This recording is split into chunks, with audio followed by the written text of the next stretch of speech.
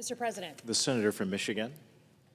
Mr. President, I rise today to deliver my maiden speech.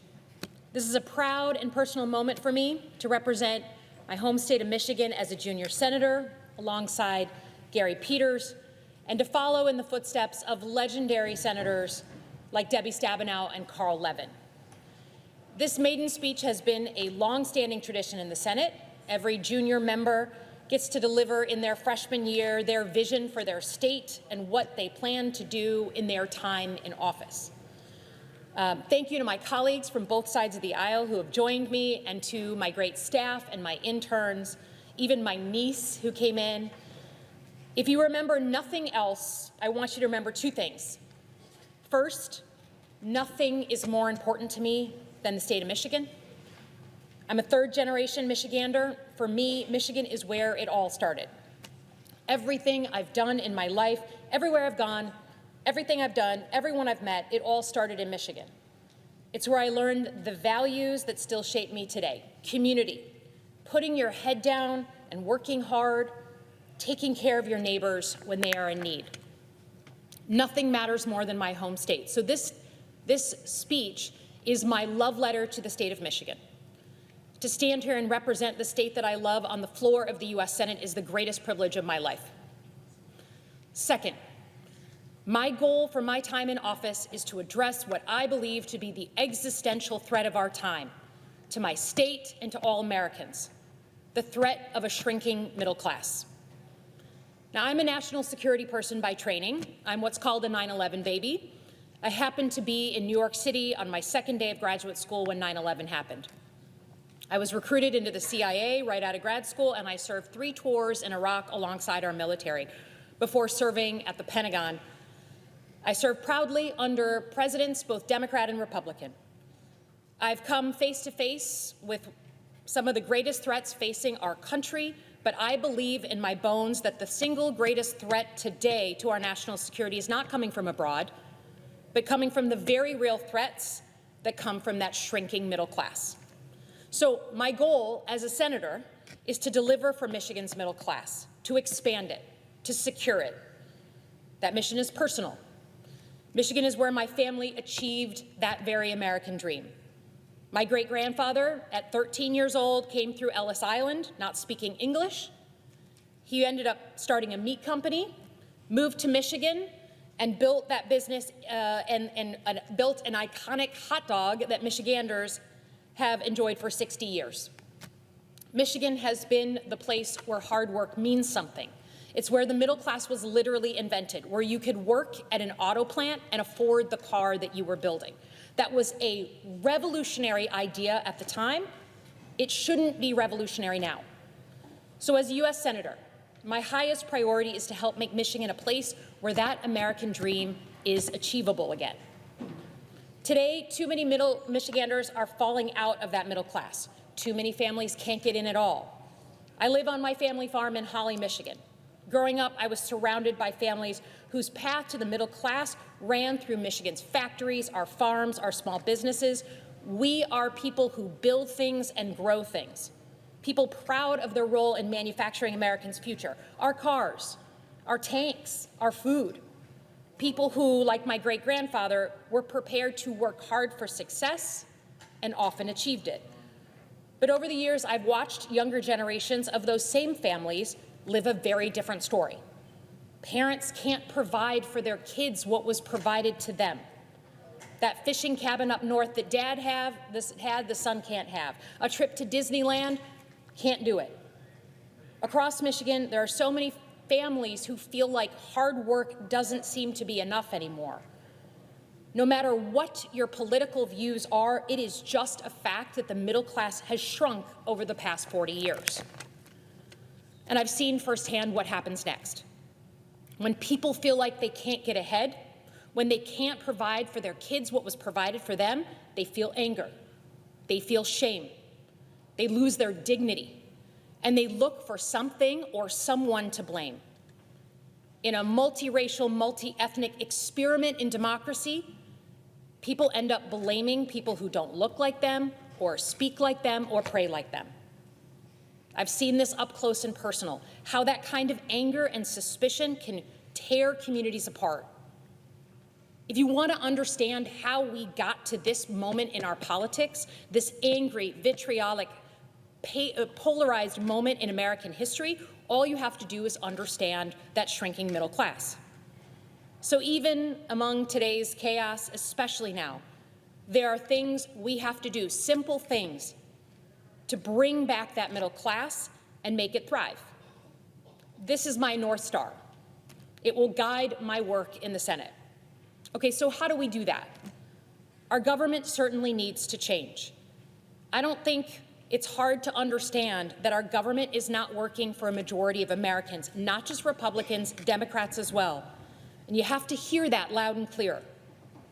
Fundamentally, I believe that government needs to get back to the basics. No one cares about your trick plays if you don't have your fundamentals right. Government needs to set the conditions for success, and Michiganders and Americans need to work hard to achieve that success. These basics are jobs that pay you enough to save every month, health care you can actually afford, a home you can call your own, schools that prepare our kids for the workforce, energy to power our lives, an environment we can pass on to our kids, and safety and security from fear. That is it. First, on jobs. We need job creation for Michigan's middle class to create the jobs of the future. Imagine that the middle class is basically a ship at sea. For the better part of 40 years, it's been taking on water, and now we're about to hit a Category 5 hurricane in the form of artificial intelligence. Artificial intelligence has the potential to change our economy more than the internet did. Think about that. Productivity will go up, jobs will be gained, but jobs will also be lost. Maybe not Michigan jobs at first. Entry-level college jobs like paralegals or accountants are probably first on the list, but change is coming and we need to be ready. Job creation in the era of artificial intelligence means supporting our small businesses. Small businesses employ half of all Americans. They are intrinsic to the American dream. It's about betting on yourself. And we need to own the fact that it is hard to start and succeed as a small business. We need to make life easier for Michigan small businesses. Second, we need to bring critical industries and critical supply chains back home to the United States. Michiganders understand this better than most because of what we do, our manufacturing. No foreign country should ever have a veto on our economic security. We should always make critical items here in the United States, and I want to bring as many of those jobs and industries back to Michigan. And finally, let us say it very clearly. We need an immigration system that actually works and is keyed to our economy. Immigrants are critical for our labor shortages, in our factories, in our hospitals, in our firms. More than that, we are a nation of immigrants. I'm standing here today because my great-grandfather left fear of persecution and death at 13 years old and found a place in America. So we need an immigration plan that brings legal, vetted immigrants into our countries, keyed to our economy, sometimes more, sometimes less, and we need to have border security that literally makes sense. Without immigrants, there is no America, and without immigrants, our economy will not thrive. Second, on health care. Is there anyone in America who thinks health care is working? Is there anyone in America who thinks we are paying too little for health care? Is there anyone in America who is missing the groundswell of anger because we cannot provide the health care we need to our parents and to our children? Few things are as fundamental. There are just, in my mind, few systems as broken as health care in America in 2025, and we all know it. This is, again, extremely personal to me. It's why I ran for office in the first place. Of all my time spent in war zones, in dangerous places, nothing was harder than my mom being diagnosed with stage 4 ovarian cancer when she did not have insurance. There is nothing worse than that desperate feeling when your parent, that first parent to get sick, needs emergency tests and emergency surgery. And the same moment that you are fighting to get those things, you are struggling just to fill out the paperwork so she won't go bankrupt. We are at a breaking point.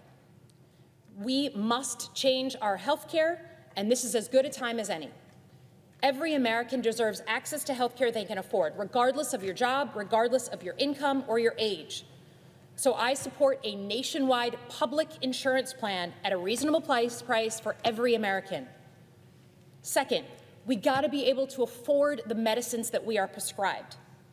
Is there anyone who thinks that we are paying too little for our drug prices? We need, in every part of our healthcare system, to be able to negotiate the price of our drugs. It's like Costco.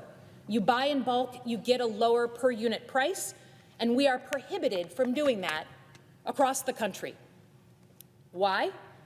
Because I have never seen an issue in Washington more polluted by lobbyists and corporate PAC donations than this issue. I have never seen an industry with more control over elected leaders than on the issue of health care. Right now, I am one of 6 senators who doesn't take corporate PAC money, 6 out of 100. It should be 100 out of 100. The middle class does not have a lobbyist, but they sure have the leaders that they elected. On housing, there's nothing more foundational to the American dream than having a home of your own. It is as fundamental to us as Americans as apple pie. Right now, the average age of a first-time homeowner in America is 40 years old, completely different than in generations before us. This is not a good story. Today, we could declare in this body a housing state of emergency. We need 4 million units of housing built in our country.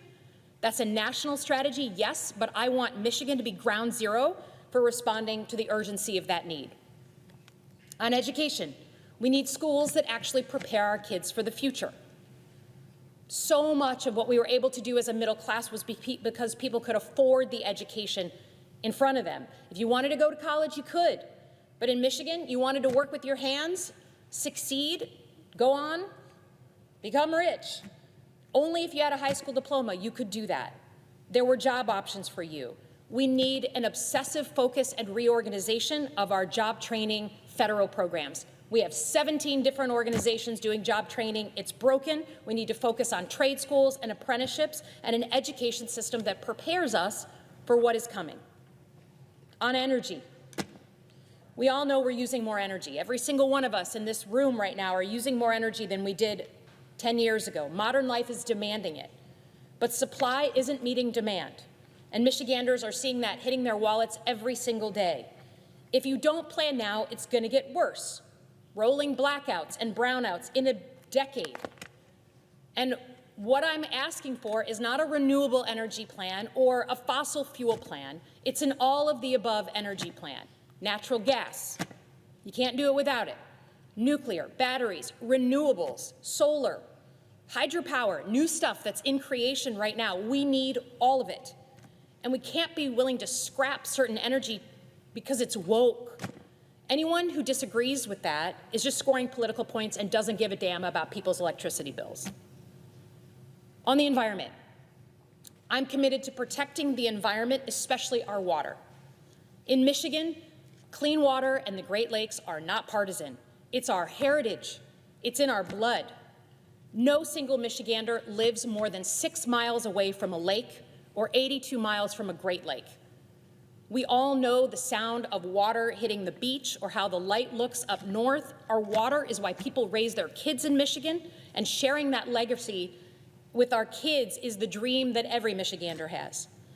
We have the responsibility of being the stewards of the Great Lakes. So when our water is threatened, when our kids are poisoned, when they can't swim in contaminated lakes, it's not just a health issue. It's a security issue.